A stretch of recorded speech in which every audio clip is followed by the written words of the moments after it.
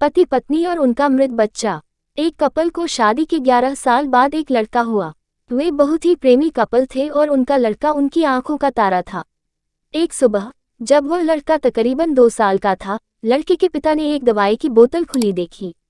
उसे काम पर जाने के लिए देरी हो रही थी, इसलिए उसने अपनी पत्नी से उस बोतल को ढक्कन लगाने और अलमारी में रखने कहा। लड़के की मम्मी रसोई घर में व्यस्त थी, वो ये बात पूरी तरह से भूल गई थी।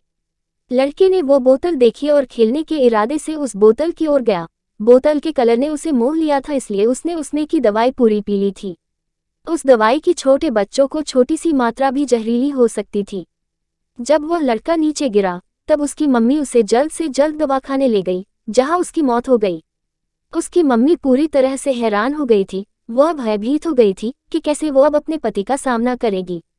जब लड़के के परेशान पिता दवाखाने में आए तो उन्होंने अपने बेटे को मृत पाया और अपनी पत्नी और देखते हुए सिर्फ 4 शब्द कहे। आपको क्या लगता है कौन से होंगे वो 4 शब्द? पति ने सिर्फ इतना ही कहा, आई लव योर डार्लिंग। उसके पति का अनपेक्षित व्यवहार आश्चर्यचकित करने वाला था।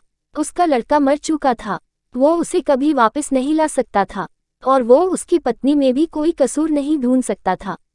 इसके अलावा आगे उसने खुद ने वह बोतल उठा के बाजू में रख दी होती तो आज उसके साथ यह सब न होता। वो किसी पर भी आरोप नहीं लगा सकता था। उसकी पत्नी ने भी उनका इकलौता बेटा खो दिया था। उस समय उसे सिर्फ अपने पति से सहानुभूति और दिलासा चाहिए था, और यही उसके पति ने उस समय उसे दिया। कभी कभी हम इसी में समय व्यर्थ कर देते हैं कि परिस्थिति के लिए कौन जिम्मेदार है या कौन आरोपी है। ये सब हमारे आपसी रिश्तों में होता है। जहाँ जॉब करते हैं वहाँ या जिन लोगों को हम जानते हैं उन सभी के साथ होता है, और परिस्थिति के आवेश में आकर हम अपने रिश्तों को भूल जाते हैं और एक दूसरे का सहारा बनने के बजाय एक दूसरे पर आरोप लगाते हैं।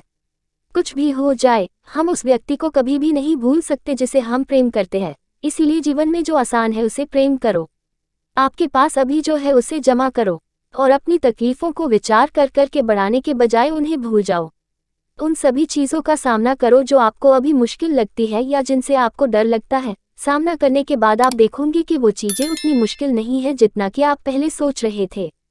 हमें परिस्थिति को समझकर ही लोगों के साथ व्यवहार करना चाहिए और लोगों की कठिन परिस्थितियों में उनका हमदर्द बनना चाहिए। दोस्तों, इस तरह की प्रेरणादायक कहानियाँ पढ़कर हमें काफ़ी कुछ सीखने को मिलता है।